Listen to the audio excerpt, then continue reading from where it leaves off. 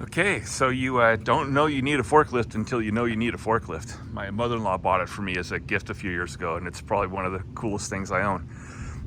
That lets me work on the car, power wash it, do whatever. I mean, I have a regular lift inside the shop, but having a secondary way to lift the car is priceless. I love working on the car, and keeping it clean is important to me. So, and what helps do this is right here is a rail, a metal rail with like a jacking spot. Most of these C5s, you'll see people put like a little round puck right here so you can jack it up, because this the sill hangs lower than the frame.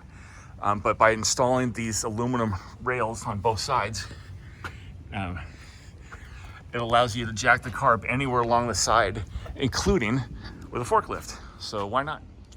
All right, we'll start in the back. I hope I have enough light. It's getting dark. So here's the oil coolers I was telling you about. Left one, right one. One is for the differential and one is for the transmission. They have two fans on each that you can control from inside the car.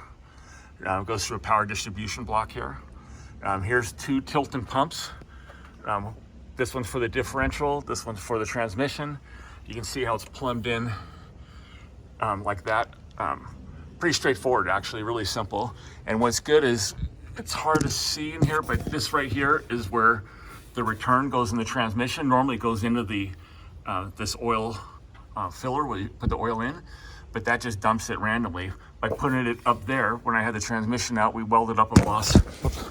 And put the line in there, so it dumps the fluid right on the transmission, on the gears, right where you want it.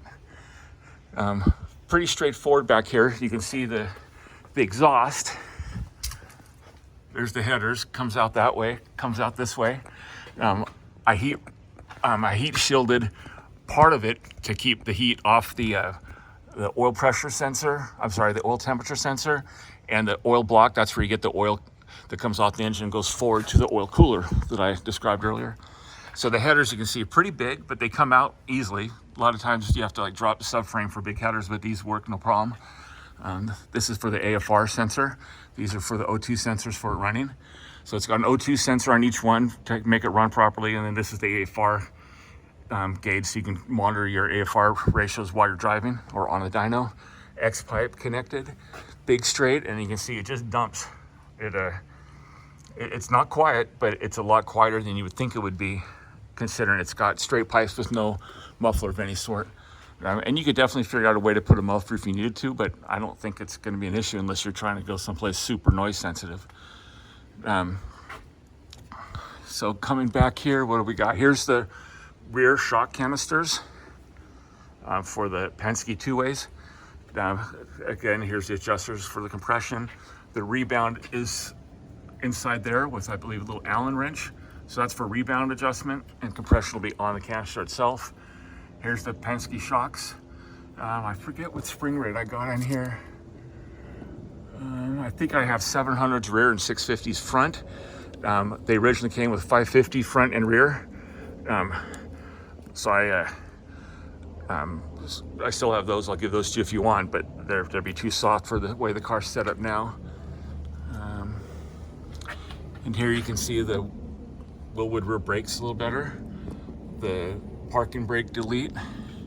The factory air duct, comes in here and puts some air on the rear brakes, but the rear brakes are really underused on this car, so you'll never have a problem with that. Here's the AMT, they call them stop signs. Holds the alignment a lot more precisely. And inside each of the pivots is the AMT spherical ball joints, including out here, which are the best in the business. If you haven't heard of AMT, look them up. The letters AMT, the guy's name is Mark. He's a pretty famous Corvette racer from New York area. It just makes the best stuff. I have pretty much everything you can buy in his catalog on this car. It's just good stuff. Going forward, what else we have? We got more of the AMT stop signs and spherical joints in here.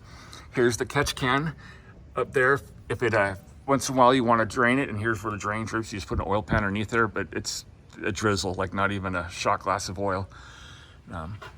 Here's the oil pan. Now I always like to safety wire the drain plug. I safety wire the oil filter. I got a bunch of spare oil filters. But but it's a stock oil pan, just has a that better baffling I was telling you about. Here's a starter motor with some heat shielding on both, just to keep the heat off the headers. Here's the big sway bar. It's I believe it's a track spec sway bar. Really big, non-adjustable. The rear sway bar, I pointed out, the rear sway bar is adjustable. I have it on the soft setting, but I find that changing the rake of the cart affects the balance more than the sway bar changes, so you can kind of play with that. But adjustable end links on the sway bar. There's the Penske shock, the front Willwoods, radial mounted. It's got the SKF, I think, wheel bearings, which are the better ones. They're like $300 or $400 per corner. The steering rack, which is a Achilles heel in these cars. You'll read about that if you go on the forums. You get it rebuilt for $500. I just had it rebuilt. There's a small leak over here by one of the wires coming out. That's just not much you can do about it. I'll show you on the floor. I don't even see a leak. I was looking for, oh, there. That's from about 2 or 3 days of having it sit there. So that's a bummer. You can pull it out and fix it, but it'll just happen again. It's almost not worth it. So going around, I've got special bushings for the sway bar. Here's the brake ducting kit. I can't remember the name of the company, but it's a plate back here that will that seals the air, makes it go right into the center of the brake rotor. There's the brake ducting. It goes through here, through the front to here. There's where it goes in. A lot of guys will use the turn signal location right here, but you don't get enough airflow. So I put that larger, kind of like a NACA duct, and I get plenty cool and no more brake issues whatsoever. Here you can see the radiator. You can't really see it very well, but there's a custom subframe that supports the splitter. Comes off with just a bunch of bolts. It's really simple and easy. Radiator supported in these little plug-in mounts with rubber. I'm trying to think what else you might want to see up here. Simplified, no AC. There's the headers again. Brake lines, I got some spare lines, I believe. And that's about it. Looking in here, you might be able to see the oil cooler. See, that's the oil cooler. It looks like a radiator, but that's actually the oil cooler. The radiator sits just behind it. You can kind of see it just above it slightly. But that oil cooler is critical. These cars like to run hot. You keep the oil cool and plentiful, and you won't have a problem. Anyway, that's it.